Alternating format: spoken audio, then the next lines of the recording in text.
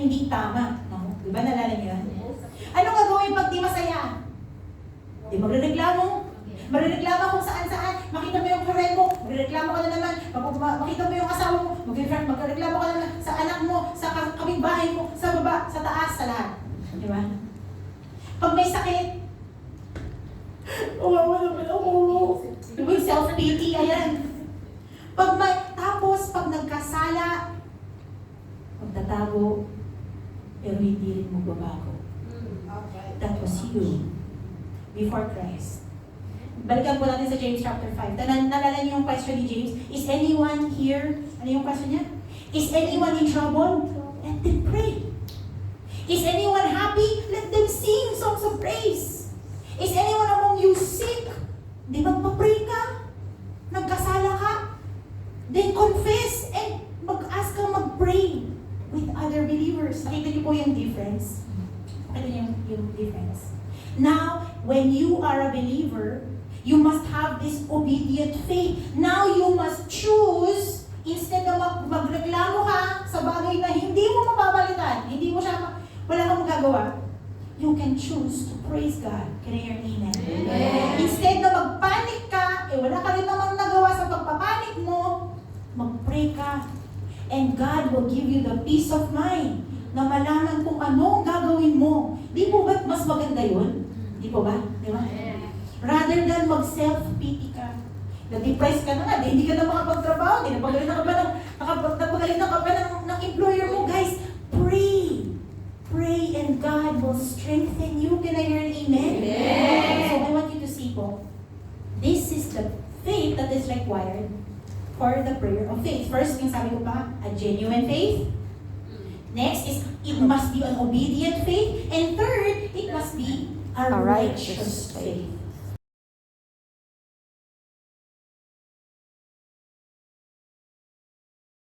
Is powerful and ano daw yun? Effective. Effective. Yung gagana. Yung may nangyayari, di ba? Wow. Ano ba yung righteousness na yan? I think it means two things. First of all, righteousness is the righteousness that says no. No to what? Not so bad. No to sin, yeah. Alam niyo ba, and guys, tayo mga believer ba, nagkakasala ba tayo? Yes. Pumapalpak ba tayo? Yes. Yes. James commands believers na pag tayo nagkasala, ano daw gagawin? Confess. Confess.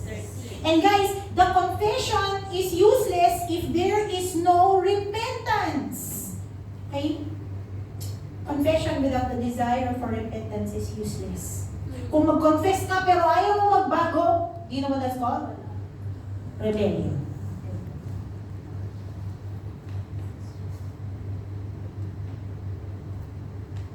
God is not obligated to forgive you without repentance. Guys, I want you to remember this. God does not listen to the prayers of the unrepentant.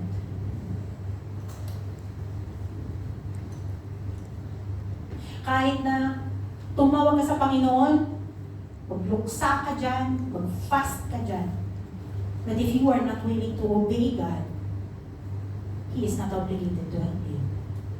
If you trust God, you must obey Him. That is righteousness.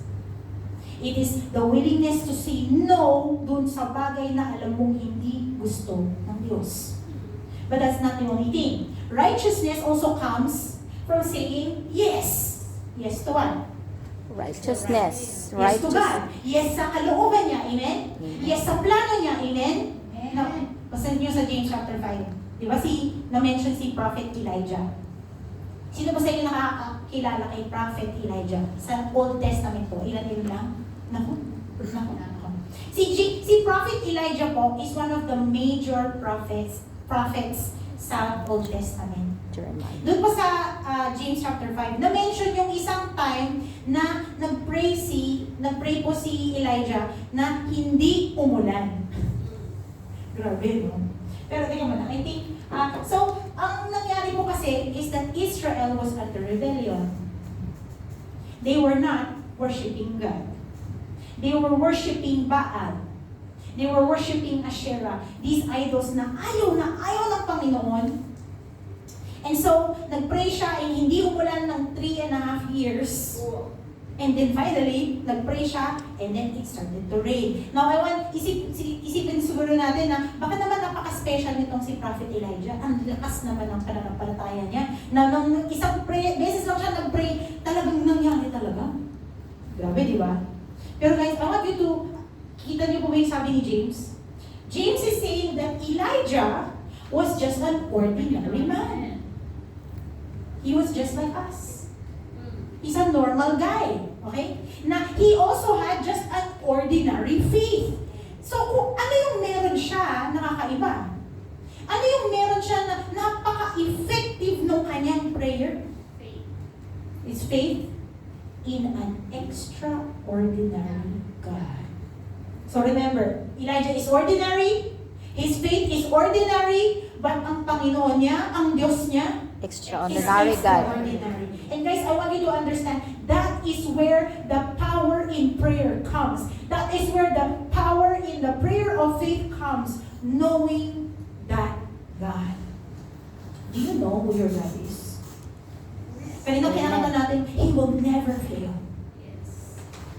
I trust in God, my Savior, the one who will never and has never failed. Tingin niyo po ba masarap mag-pray sa isang Diyos na gano'n? Yes. Yung Diyos na never, sabi na, tingnan mo yung record ko. Ha? Wala, I have never failed, sabi ng Panginoon. I am faithful. I am powerful. Dapat bang pagkatiwalaan ng Diyos na gano'n? Amen. Amen. Yes, let's give God yung confidence. Oh, let's say this. Elijah's confidence in prayer comes from Knowing and trusting God.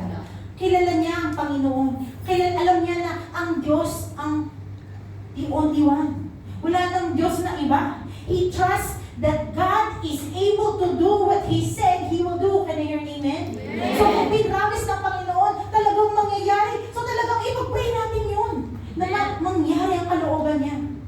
Guys, alam niyo si Elijah, di ba sa James chapter 5, na-mention na he prayed for rain. But at one point, Elijah prayed for fire. But whatever he is praying for, whether he is praying for fire, he is praying for rain, si Elijah is all or nothing. He is praying to a God that he knows. That is righteousness.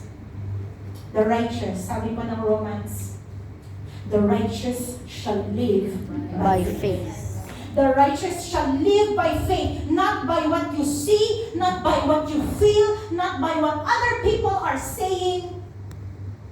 We live by faith in the God that we know. That is the faith required for this prayer. Pero ang question ko po ngayon is, what's wrong with our faith?